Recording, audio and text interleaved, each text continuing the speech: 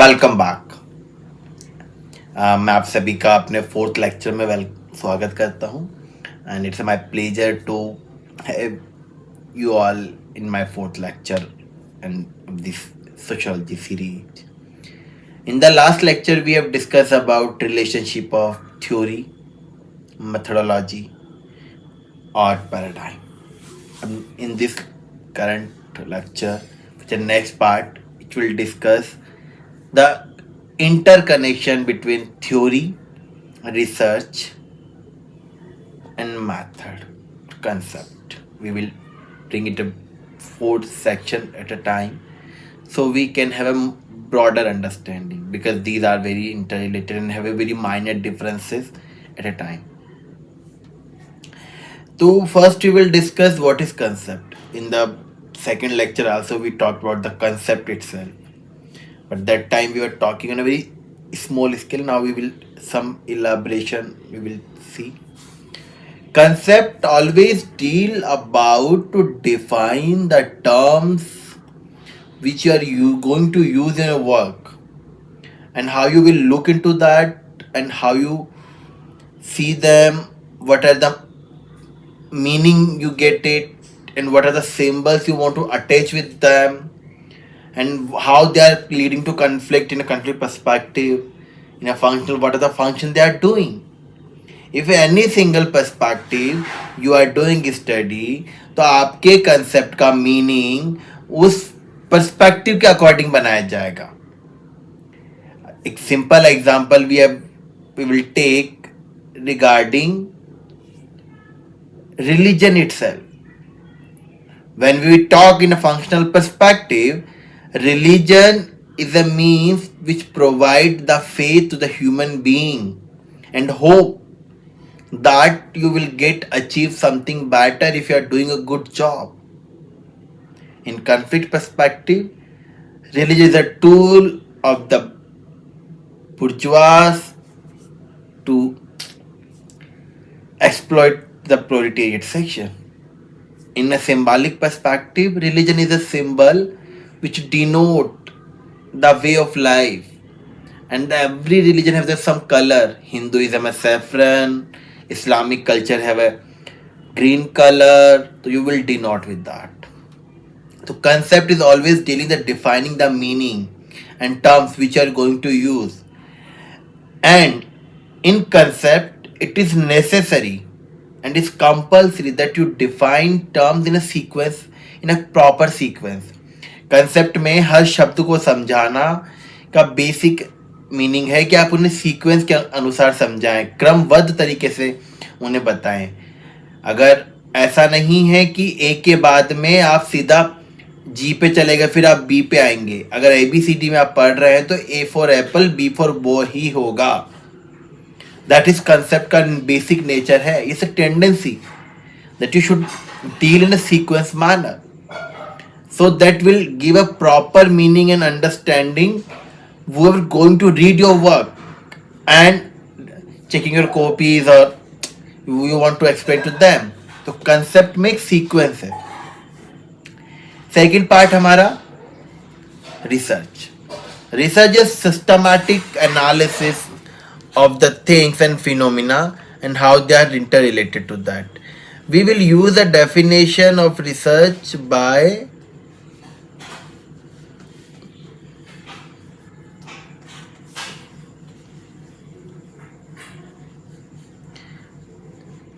Kellinger. We will use the definition of research by Kellinger. Kellinger defined research is a systematic, controlled, empirical, and critical investigation of hypothetical proposition about the presumed relation among natural phenomena. He says कि research जो है वो एक क्रमबद्ध तरीके से नियंत्रित किया हुआ तथ्यात्मक अध्ययन है जिसके माध्यम से आप कोई मीनिंग कन्वे करना चाहते हैं, एक अर्थ किसी को बताना चाहते हैं और जिसमें आप क्या करते हैं, आपका हाइपोथेसिस आपका जो अजम्पशन है जो आपने पोज किया है उसको टेस्ट भी कर रहे हैं। रिसर्च का बेसिक मीनिंग है कि री प्लस सर्च दो शब्दों से बना है। री मतलब पुनः, सर्च मतलब खोज। किसी भी वस्तु की जो समाज में उपस्थित है उसका दोबारा खोज करना, एक नए पर्सपेक्टिव से, एक नए पैराडाइम से, एक नई थ्योरी के साथ, दैट इज रिसर्च।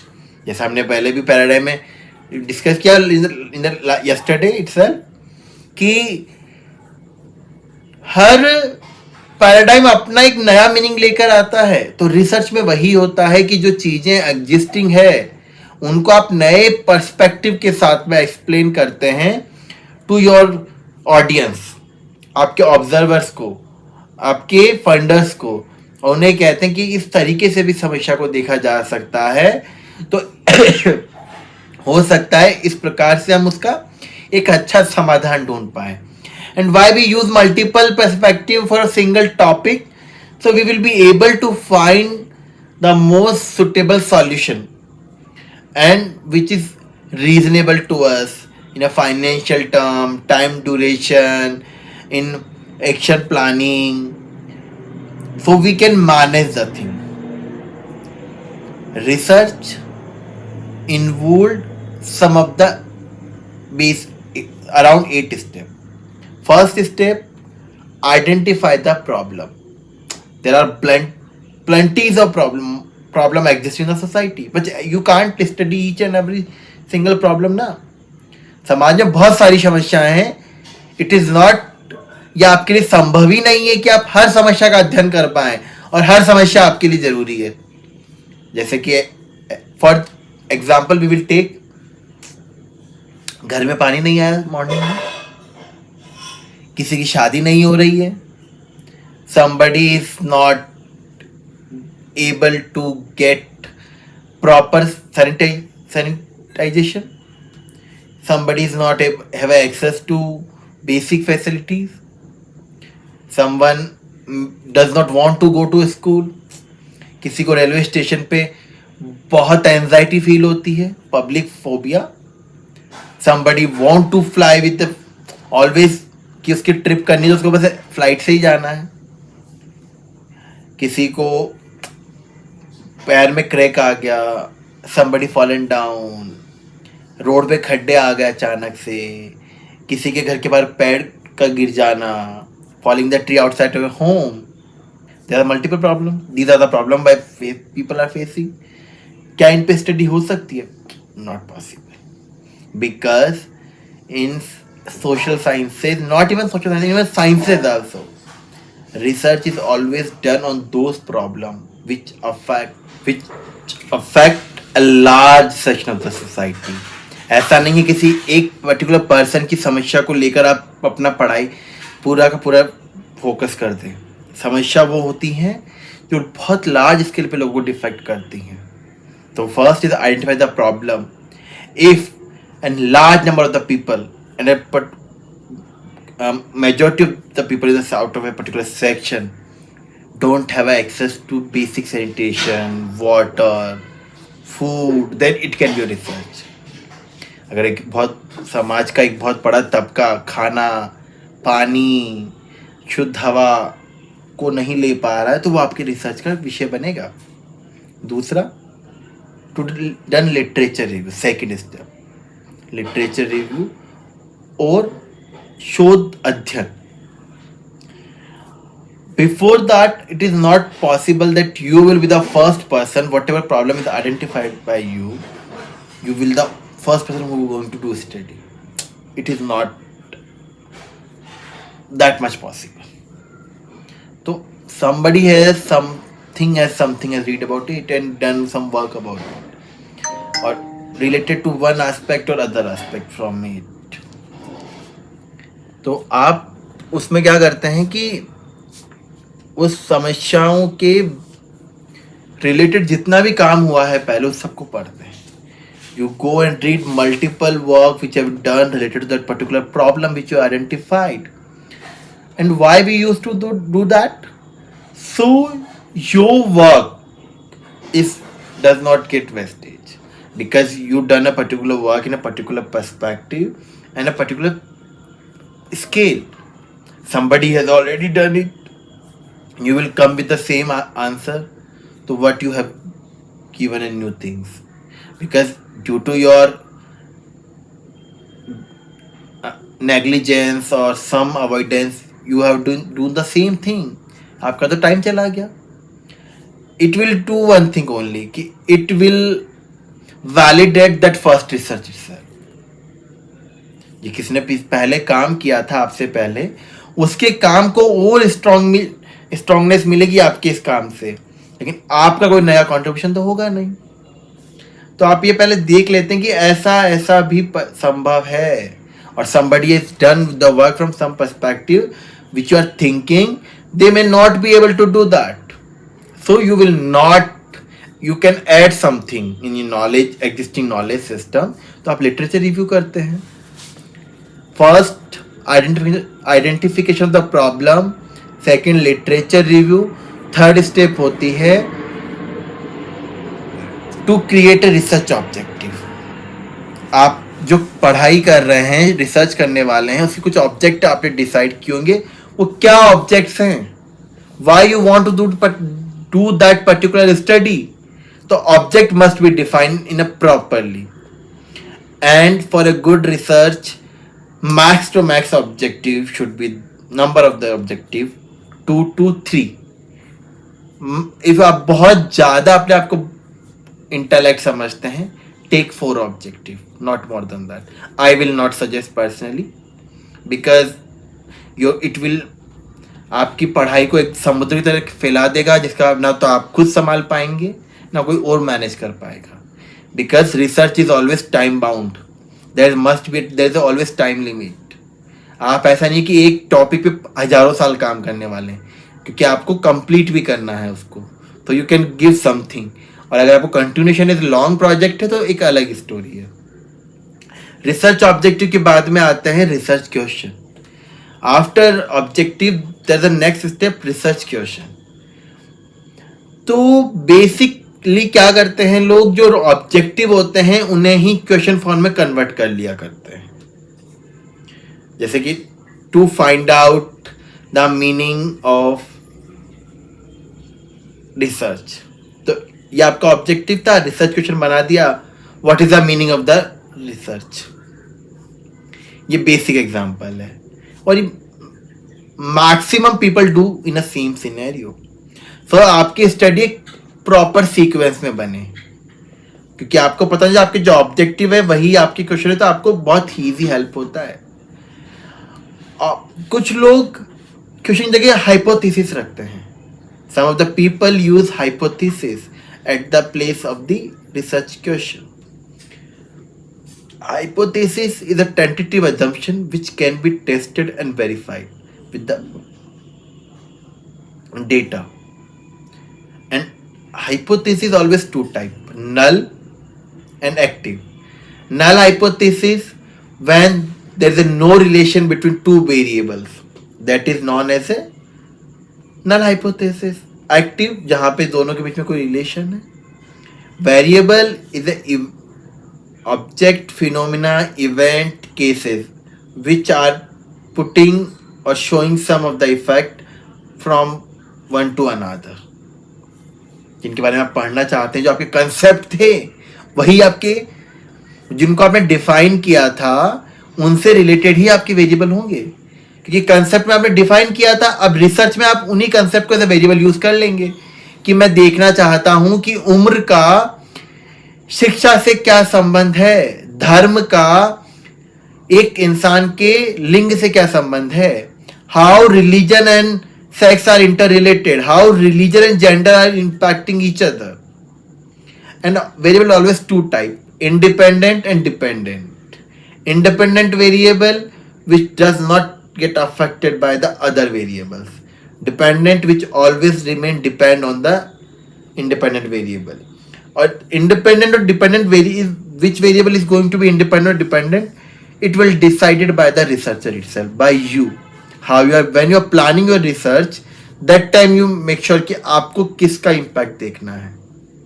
और some of the variable very clear होते हैं कुछ और, जैसे कि रेन कभी भी एग्रीकल्चर से इफेक्ट नहीं हो सकता, but agriculture will be affected by the rain.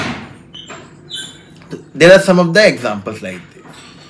When you first step आपका identification the problem, second literature review, third research objective, fourth research question or hypothesis, fifth आता है to research design or research methodology, where you prepare a whole blueprint about the study which you are going to conduct. जब आप पूरा blueprint prepare कर लेते हैं कि आप किस चीज का कैसे स्टेप फॉलो करेंगे और फर्स्ट स्टेप का सेकंड स्टेप और टारगेट क्या होगा, दैट इज आपका research design, where you put and discuss minor to minor possible thing which are you going to do in research, so you will be able to clear कि आपको क्या करना है.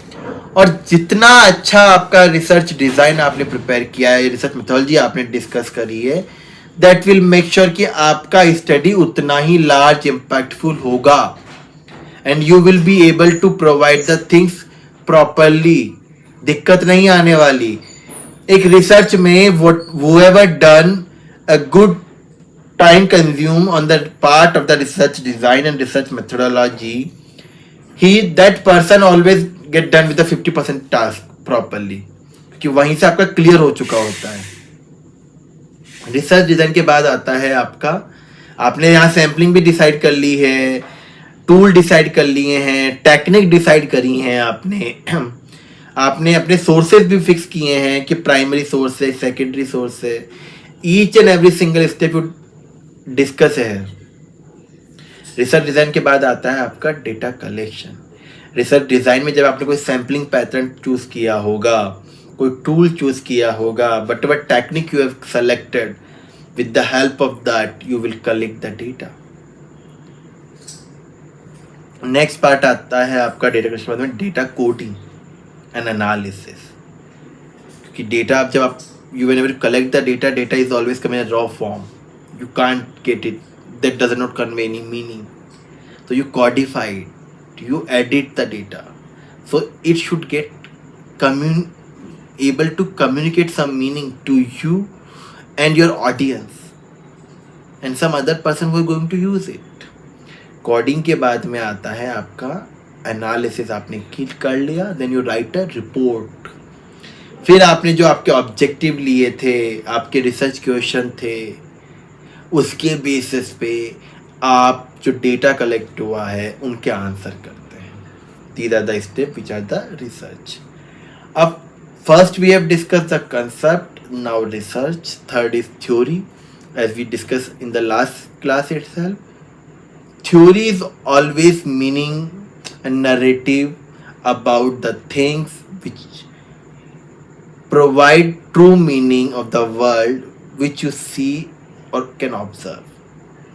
तो आप अपने रिसर्च की हेल्प से अपनी थ्योरी के पॉइंट ऑफ व्यू से वैलिडेट करते हैं आपके पर्सपेक्टिव को.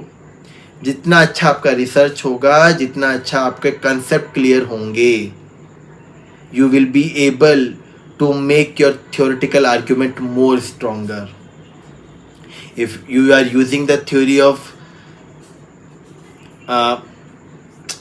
आजकल अर्बनाइजेशन पे बहुत डिस्कशन चल रहा है ना, कि हर कोई बातें कर रहा है, I want to live a virtual world reality, मैं तो अर्बन लाइफ जीऊँगा, एक्सपेरिमेंटल एक्सपीरियंसल टूरिज्म करूँगा, we will bring the masses, कि गाँव की पॉपुलेशन को मैं शहरी पॉपुलेशन गाँव में लेकर आऊँगा, और फिर वो गाँव में जाकर वही आदमी को एसी चाहिए, उसको फुल्ली फर्निश्ड घर चाहिए, उसे फ्लोर हाई डीजे चाहिए, जो उसको अर्बन लाइफ ही चाहिए. तो पेरीफेरी हो रहा है, उसे person is want to move from urban to rural for some sort of vacation to have some peace, but there he want all the luxurious things और life style which he or she having in the urban setup. It is periphery में आपको जो कहते हैं peri urbanisation या semi urbanisation जिसे कहा जाता है. जहाँ पे आप बॉर्डर्स पे जाके रहते हैं, लेकिन you will have a same sort of the understanding. Peri urbanization का कंसेप्ट है जो, तो उसमें यही बताया जाता है कि पीपल आर कमिंग बट, तो हम वही बात कर रहे थे। तो we will talk about developmental theory, core periphery theory जिसे कहते हैं डेवलपमेंट की, कि automatically things come from core to periphery over the period of the time. तो आपका ये थ्योरी हो गया। अब आप इसमें स्टडी करना चाहते हैं, तो जैसे मैंने बताया आपको, एक्सपीरियंशियल टूरिज्म कर लिया आपने, कि शहरों की पॉपुलेशन गाँव में आ तो रही है, बट वो गाँव में आके उसको सेम लाइफ स्टाइल चाहिए जो उसके पास अर्बन सेटअप में था। उसको वही एसी चाहिए, उसको प्रॉपर फर्निश्ड घर चाहिए। He does not want to get his feet rub in the mat, he want to peace there in गाँव, but with the lifestyle of the urban sector, tent city का concept which you all are aware, in Jaisalmer और Kutch, people are coming from Delhi to Kutch or Jaisalmer for winter vacation, but in tent city they want every single facility, जिसे urban elite culture कहा जाता है। तो अब आपने जो theory थी आपका कोर पेरीफेरी डिपेंडेंसी थ्योरी, तो वो आप यहाँ लगा सकते हैं और पेरी अर्बनाइजेशन के कंसेप्ट को आप वैलिडेट कर सकते हैं विद दैट रिसर्च कि यहाँ ऐसा हो रहा है। तो आपकी थ्योरीज, आपका जो नैरेटिव है वो मोर स्ट्रॉन्गर और get more validate with the idea. Last part है मेथड। जब रिसर्च डिजाइन जब आप कर रहे हैं तो that time you require some of the methods, which method you are going to use, qualitative, quantitative, descriptive, analytical और एक्सपीरियंसर। तो डिस्क्रिप्टिव में you describe a particular phenomena, event, process. तो you just stretch out and provide the meaning and define very large, इसके लिए long para writing describe करते हैं, you don't do anything. Analytical, आप analyse करते हुए चीज़ों को जब टप करते हैं, that is analytical. Explore, which are not been discussed और provided the meaning at the earlier, तो ये एक्सप्लोर करते हैं कुछ न्यू प्रोसेस को, दैट इज एक्सप्लोर। एक्सपेरिमेंटल, कुछ एक्सपेरिमेंट किया आपने, सम वेरिएबल को कंट्रोल करके, किसी वेरिएबल को लूज करके या कुछ उसमें इंटरवीन करके, दैट इज मेथड। अब आपने मेथड में ये तो आपने सेलेक्ट किए, इनमें आपने टूल कौन कौन से यूज़ किए।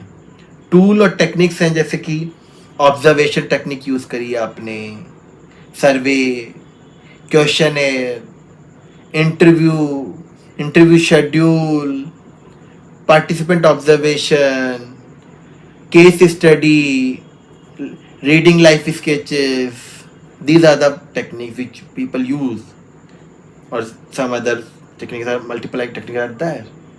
तो जैसे इंटरव्यू में आप जाते हैं, पर्सन टू 1 by 1 आप इंटरेक्शन करते हैं, इट कैन बी वर्चुअल और फिजिकल और टेलीफोनिक। सेकंड, शेड्यूल, आपके पास में एक लॉन्ग लिस्ट ऑफ क्वेश्चन है, आप जाएंगे, सामने वाले को पूछेंगे उन क्वेश्चंस को और उनके आंसर नोट डाउन कर लेंगे। थर्ड, सर्वे, एक लॉन्ग डेटा होता है, क्वेश्चंस का फॉर्मेट होता है ओपन एंडेड और क्लोज एंडेड क्वेश्चंस होते हैं, आप उनके बारे में मल्टीपल बहुत डिटेल में सर्वे करते हैं और एक लार्ज सेक्शन ऑफ सोसाइटी को कवर करते हैं। सेंसस जिसे कहते हैं, सेंसस में आपने देखा होगा कि जब सेंसस आपके घर पे करने वाला आता है, वो बहुत सारे सवाल लेकर आता है, he asks multiple things to you, that is survey. वो से बहुत, और सर्वे में बहुत सारे मीनिंग्स एक साथ कवर के लिए जाते हैं, क्योंकि आपके पास बहुत बल्कि डेटा होता है एक साथ में, तो आप उसको काफ़ी डिफरेंट पर्सपेक्टिव में एनालाइज कर सकते हैं। केस स्टडी, आप किसी पर्टिकुलर इवेंट को प्रॉपर डिटेल में डिस्कस करते हैं, जैसे पहलगाम अटैक हुआ, पहलगाम अटैक से लेकर ऑपरेशन सिंदूर तक आप प्रॉपर उसका स्टडी करेंगे कि 26 लोगों का असैसिनेशन से स्टार्ट करना process, why they were targeted just because of they were not able to read out the kalmas, from that point of view to the revenge taken on that by the government of India and the help of under the leadership of great Indian Army and all the forces joined together and joint operation conduct करा उन्होंने, which is named as Operation Sindoor. इसका press briefing was given by colonel Sofiya and her colleague. तो आप जब इस पूरे process को study करेंगे, दैट इज केस स्टडी. ये सारा मेथड है. एक मेथड हेल्प करता है to make a good research. एक अच्छी रिसर्च हेल्प करती है to define the concepts and properly. और एक अच्छे कंसेप्ट हेल्प करते हैं to have a good theory. Theory के लिए आपको कंसेप्ट चाहिए, कंसेप्ट के लिए आपको रिसर्च चाहिए, रिसर्च के लिए आपको मेथड चाहिए, मेथड के लिए आपको स्किल्स चाहिए. तो these are the inter related to each other. और जब आप ये सारा काम करते हैं तो you will be able to shift a paradigm, to shift a perspective, to change the nature, to change the orientation of the masses. Thank you. And आपका लेक्चर आज का लेक्चर हमारा यहीं ख़त्म होता है. एंड अब आता है सबसे important part of this lecture. Don't forget to like, share and subscribe the channel and hit the bell icon so you will get the notification of our next video as soon as we upload it and you will not miss it. And please watch the video and provide your feedback. We are looking toward that. Thank you.